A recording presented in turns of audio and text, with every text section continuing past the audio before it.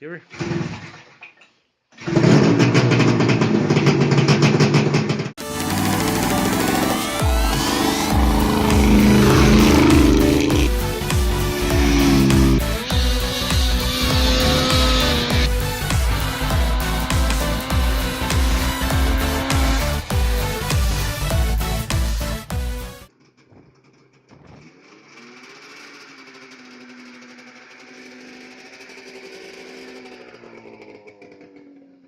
Alright, what do we have here?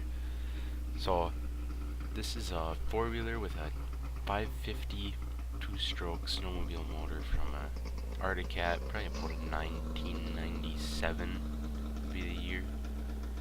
Carbureted,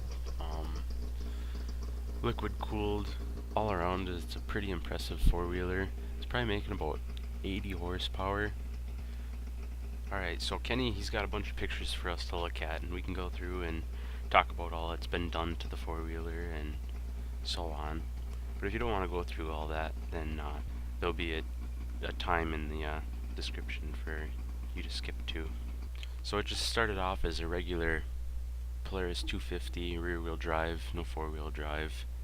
He basically took everything out of it. He was thinking about reusing that transmission, but it wouldn't have been, we don't think it would have been strong enough. Here he was just getting a feel for where the motor should go. It looked like there was plenty of room. There was a little bit of clearance issues for the exhaust though, with the way it wrapped around in the frame. He also ended up having to move the swing arm up out of the way. He ended up using two separate bolts, which ended up causing the swing arm to crack and warp. Here you can see he got the motor in and a plate welded up for the torque stop. And that was all the easy stuff. And then it came to aligning up the belts and the chains. The belt was actually pretty easy.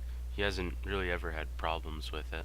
Here, just a couple of pictures of him welding up a cover so that if the belt ever flies apart, it doesn't rip up his leg. Now, the sprockets, they were kind of a pain. The chains kept snapping because we kept aligning them by eye, and really what we should have been doing was aligning them with a straight edge, lining it up on one side of the sprocket to straighten the other one out with the first one.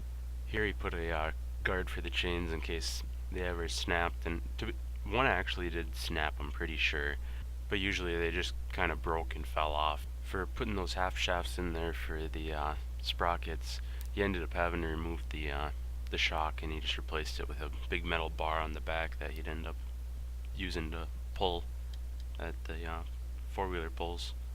Here's a wheelie bar that he threw up real quick for drag racing, and then he also made a wheelie bar for pulling. At this point the four-wheeler was basically done, so he went out and he did 2 pulls with it, and on the second one things didn't go as planned.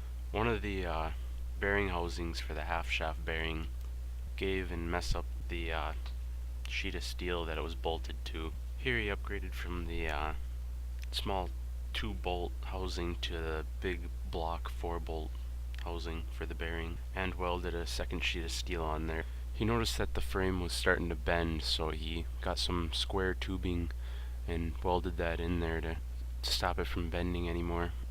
And that's about it. Why does that chain look like it's stuck straight? Because it is. Some kind of weird X-wing chain or something stupid.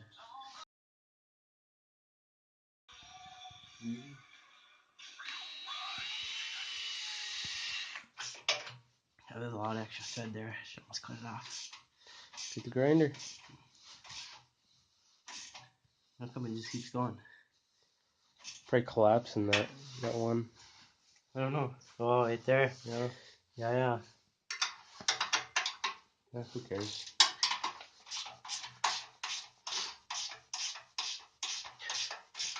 Have to cut out the fender next, maybe.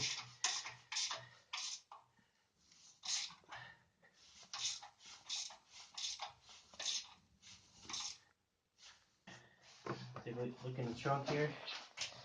See what we got. Gotta turn on my flash. Look at that. Yep, sitting right on top of that. Let's cut the whole thing out, I guess. Do it.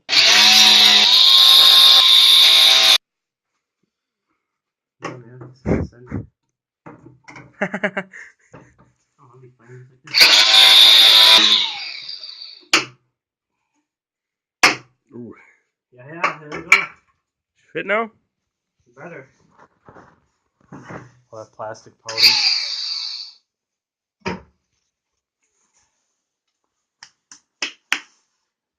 Oh, plastic everywhere. Whew. Oh man. Yeah.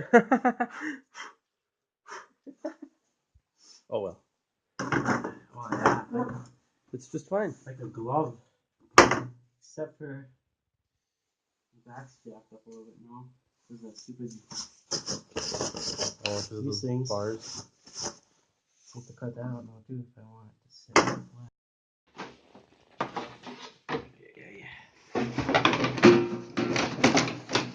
Nice and flush. It's not happy somewhere. It's kind of fit there now. It's kind of fitting. Good enough.